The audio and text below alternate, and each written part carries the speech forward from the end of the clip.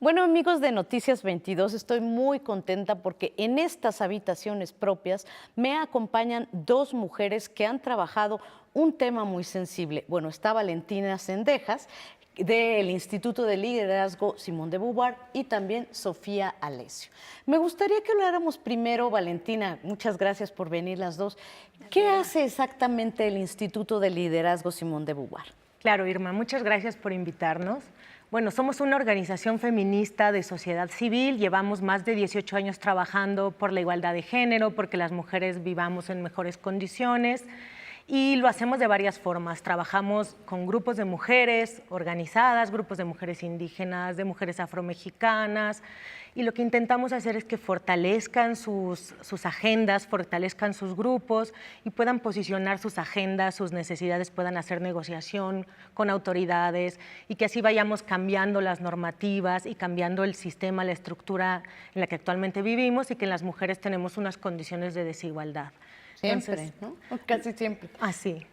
Y en el tema de embarazo adolescente, bueno, Sofía, tú eres experta en este tema, pero tengo entendido, antes de hablar contigo, Sofía, que ustedes también trabajan mucho este tema. A ver, cuéntame. Sí, claro, trabajamos embarazo adolescente y lo hacemos hace ya más de 5 años, que trabajamos con jóvenes en la mitad de los estados de la República, en unos 13 estados, y lo que hacemos es, les damos capacitaciones en derechos sexuales y reproductivos, y ellos son promotores de la salud sexual y reproductiva, y lo hacen en interlocución con el Estado. Entonces, actualmente lo que están haciendo es monitorean clínicas de salud, tanto a nivel urbano como rural, y van viendo cómo es la prestación de los servicios que da el Estado, y si esta prestación contribuye a prevenir el embarazo adolescente. Entonces ya llevamos 2 años en este proyecto y hemos encontrado pues, que hay muchas deficiencias en la prestación de los servicios, ¿no? Por ejemplo, no hay anticonceptivos suficientes, no hay una amplia gama, la información que se da no siempre es pertinente para los adolescentes o, por ejemplo, para poblaciones indígenas, Sí, que, claro. por ejemplo, no hay servicios de traducción y no siempre hay servicios enfocados específicamente para los adolescentes. Finalmente, esto repercute en que no estamos logrando prevenir o evitar los embarazos adolescentes como deberíamos.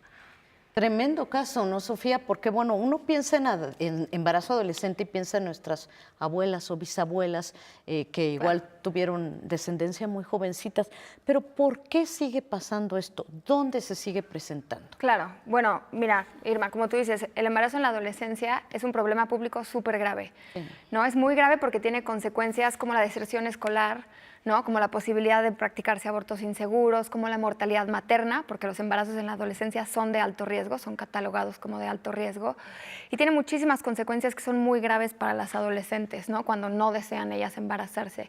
Y algunas de las causas que me preguntas por qué existe ese problema tan fuerte aquí en México, pues algunas de las causas son que las escuelas y el sistema de educación no tienen una educación integral en sexualidad buena. Claro. ¿No? Entonces, empezando en nuestro sistema educativo es deficiente en ese sentido.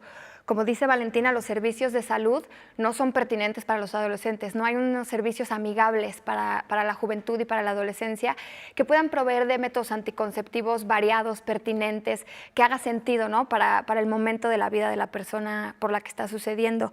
Y bueno, otra es que tampoco se fomenta una corresponsabilidad masculina, ¿no? Pensamos en embarazo en la adolescencia y solamente pensamos en las chavitas, en las mujeres, ¿no? Claro. Y no vemos que siempre cuando hay un embarazo hay 2 partes, ¿no? Entonces es muy importante que empecemos a pensar en de qué manera involucramos a los jóvenes y a los adolescentes en este problema, ¿no? Sabes que me leíste la mente, Mira. porque justo les iba yo a plantear esto, ¿qué tanto los hombres, los chavitos, se hacen responsables de esto? Y también hay otra parte que duele mucho hablar de ello, y que es el abuso que sufren muchas chicas de parte incluso de familiares, ¿no? Sí, totalmente. Por ejemplo, en el 2016 hubo 12,000 casos de niñas de entre 9 y 12 años embarazadas. Entonces, 9. entre 9 y 12 años. Entonces, las consecuencias que mencionaba Sofía de un embarazo en adolescencia, en las niñas se agravan muchísimo más, ¿no? El riesgo para la salud de una niña, además el interrumpir un proyecto de vida por completo. Y sin duda, detrás de todos estos embarazos hay muchísimos casos de abuso sexual.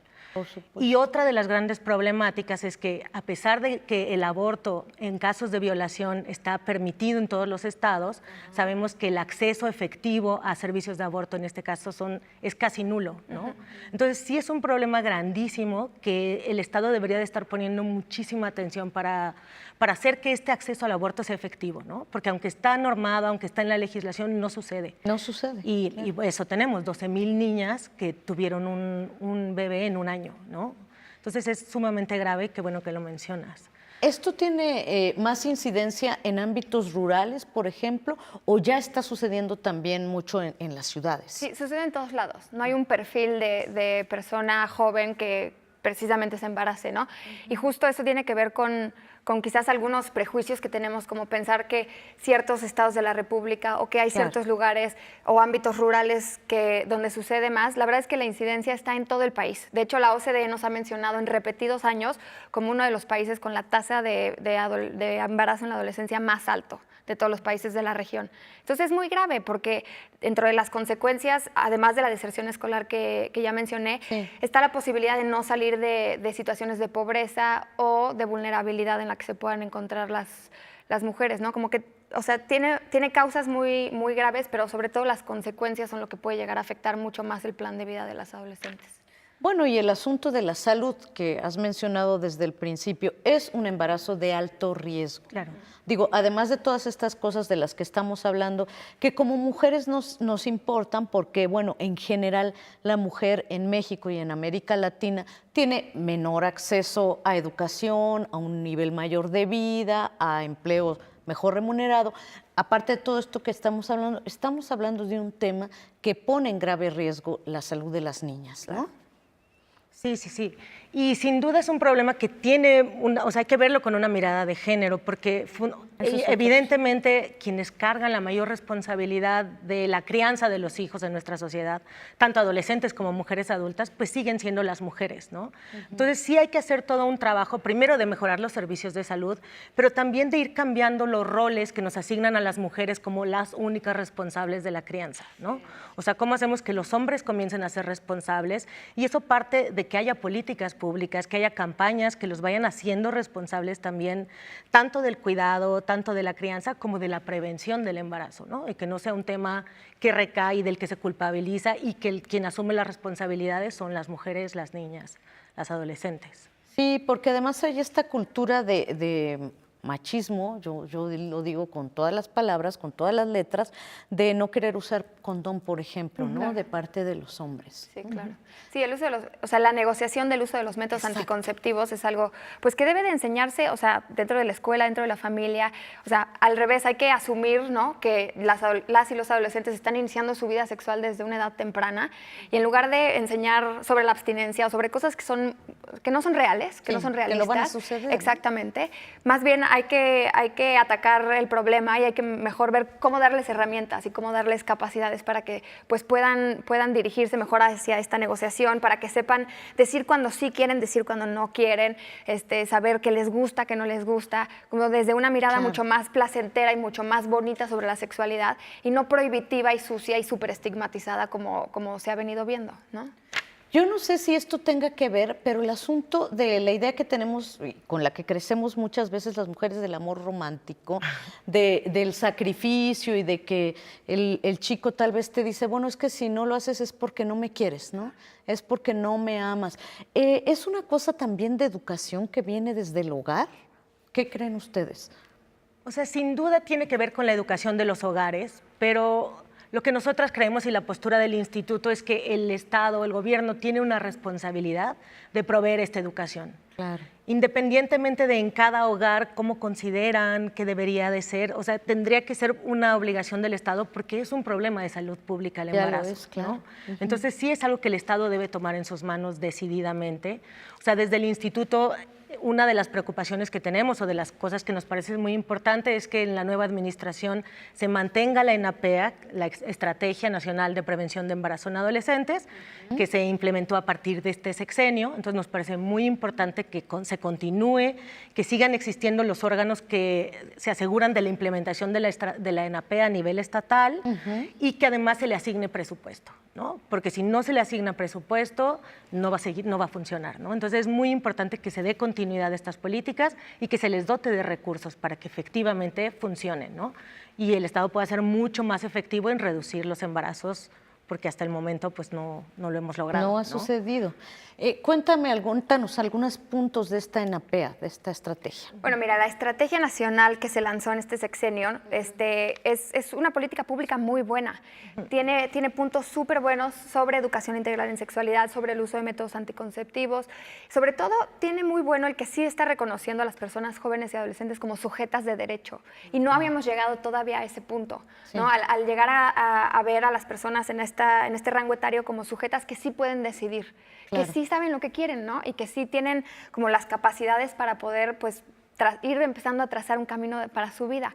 El chiste es, pues, arroparlas y darles como las herramientas para que puedan seguir adelante y no vean truncado su plan de vida justamente por un embarazo en la adolescencia. Entonces tienen muy buenos los servicios amigables de salud sexual y reproductiva. Habla de una gama variada, pertinente, muy buena de métodos anticonceptivos, habla de educación integral en sexualidad. Y habla además de bajar estas estrategias y esta política pública a los contextos locales, porque sabemos que cada estado funciona diferente. No es lo mismo Sonora que Yucatán. Entonces hay que ver estas políticas públicas con una pertinencia cultural y con una perspectiva de interculturalidad que es muy, muy importante, ¿no? Entonces, precisamente por eso nos parece súper importante que, a pesar de que haya un cambio administrativo, pues que este tipo de políticas públicas que son buenas en México, que sí las tenemos, permanezcan, ¿no? Y que permeen hasta abajo, hasta las escuelas, hasta los servicios, hasta las clínicas de primer nivel, y que se pueda dar esta atención pues a las personas jóvenes y adolescentes. Y ustedes como organización feminista, supongo que también trabajan de repente con otras organizaciones como ustedes, así feministas. ¿Cómo pueden llegar al presidente electo en este caso? Bueno, todavía no es presidente electo porque todavía no le dan la constancia de mayoría, pero el virtualmente presidente electo Andrés Manuel López Obrador, a los legisladores para darles esto, para decirles esto tiene que seguir, esta es una buena política que hay que continuar. Sí, nosotros tenemos confianza en que se van a abrir canales de diálogo y de interlocución con sociedad civil y que vamos a encontrar la forma de plantear estos cuestionamientos, estas pues digamos, necesidades de continuar, ¿no? Entonces, sin duda, la ENAPEA es una política que está bien diseñada, pero sí tiene muchos problemas en la implementación, ¿no? La coordinación interinstitucional no funciona del todo, la provisión de métodos anticonceptivos no funciona del todo.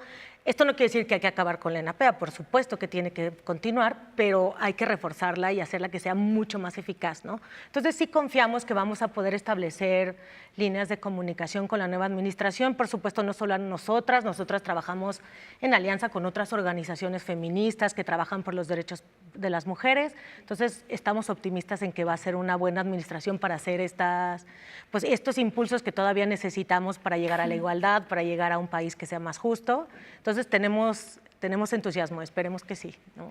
Bueno, pongamos que el Estado tiene la obligación principal, pero las chicas adolescentes que nos están viendo ahorita, los chicos que nos están viendo, ¿en qué página web, en dónde se pueden informar sobre métodos anticonceptivos? ¿Cómo podemos ayudarles ahorita para decirles, a ver, con calmita, ¿no? Vamos a hablar de esto, pero vamos a cuidarnos sobre todo, ¿no? Bueno, hay un documento maravilloso con el cual trabajamos muchas organizaciones de la sociedad civil, porque fue creado desde la sociedad civil organizada y está avalada por la CNDH, que es la Cartilla de Derechos Sexuales de Jóvenes.